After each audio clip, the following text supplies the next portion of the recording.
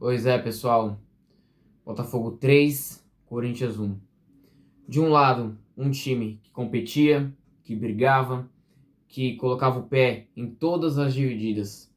Do outro lado, um time preguiçoso, um time que achava que ia ganhar o jogo a hora que quisesse, um time que, sei lá, parecia que tinha comido uma feijoada e teria ido pro jogo. Simplesmente um Corinthians irreconhecível dentro de campo. Primeiro tempo, Corinthians começou até que trocando uns passes e tal, mas com 7 minutos de jogo o Botafogo já saiu na frente com Arthur Cabral fazendo 1-0. Logo em seguida o Corinthians empatou numa marcação-pressão ali, o Ranieri roubou, o Lingard passou para o Garro, mas no geral um primeiro tempo bem aquém do Corinthians, do que realmente pode render, tanto que depois o Botafogo fez 2-1 num tirambaço de fora da área do Arthur Cabral, uma falha grotesca do Ranieri, que ele deveria ter encurtado os espaços, assim como o meio-campo do Corinthians. No segundo tempo, o Diniz até que tentou promover algumas mudanças, colocou o Caio César para ver se conseguia, né, uma luz no fim do túnel, mas tem dia que é noite. E hoje não era a tarde do Corinthians. Foi uma tarde realmente para ser esquecida. Nada deu certo pro Corinthians e ainda deu tempo do André Ramalho, para variar, ainda ser determinante pro terceiro gol do Botafogo. E, gente, é impressionante o como o Corinthians é especialista em ressuscitar time que está em uma fase. Um Botafogo que vem de queda na Copa do Brasil, John Textor pressionado, torcida do Botafogo insatisfeita com o time, cobrando o time, o jogador sendo cobrado. E aí o próximo jogo do Botafogo é contra o Corinthians. E aí o Corinthians fala o quê?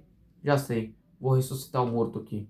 Gente, se o Ancelotti tá hoje assistindo o jogo de hoje, ele leva o Arthur Cabral pra Copa. E por falar em Hugo Souza, ô Hugo, o que tá acontecendo com você?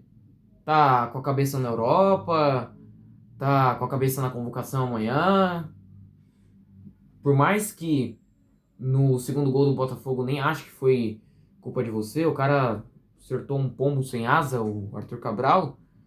Mas, cara, você não saiu um gilete do chão, meu parceiro. Primeiro gol, cara, a bola foi no seu canto. Terceiro gol, nem vou falar que foi culpa dele, até porque realmente não tinha muito o que ele fazer.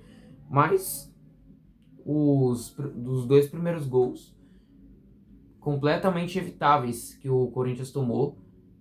E o Corinthians perde o jogo de hoje por erros individuais.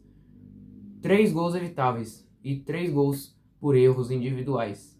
O primeiro, o Corinthians toma porque deixa o Arthur Cabral com enorme liberdade para dominar, escolher a melhor tomada de decisão, escolher o canto. 1-0 Botafogo. Aí depois empata, reage, esboça uma reação. Depois, aí na hora que é pra buscar a virada, vai lá, toma o gol de novo.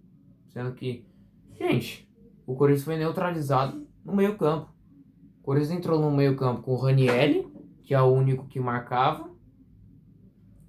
O Carrídio, que apesar de ser um cara que com a bola no pé é diferenciado, mas na marcação o Carrídio é prejudicial e a gente sabe disso.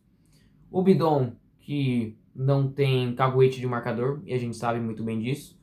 E o Garro, também, que não tem também caguete nenhum de marcador. Então, ou seja, o Corinthians estava aqui com 3 jogadores que não marcam: Carrillo, Bidon e Garro. E os caras do Botafogo mordiam. Parecia que era um prato de comida. Os caras do Botafogo, mano, parecia que era uma final de Copa do Mundo. Coisa que faltou pro Corinthians.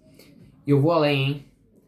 Se a diretoria do Corinthians, presidente Osmar Stabile e executivo de futebol Marcelo Paz, se o Corinthians não se coçar nessa janela agora do meio do ano, durante a pausa para a Copa do Mundo, o Corinthians não contratar jogador, principalmente caso perca aí o Yuri Alberto, o Hugo, o Mateuzinho, o Memphis, que embora não tenha jogado, mas deu para ver hoje também que o quão o Memphis faz uma falta para esse time do Corinthians, porque o Lingard não é a mesma coisa.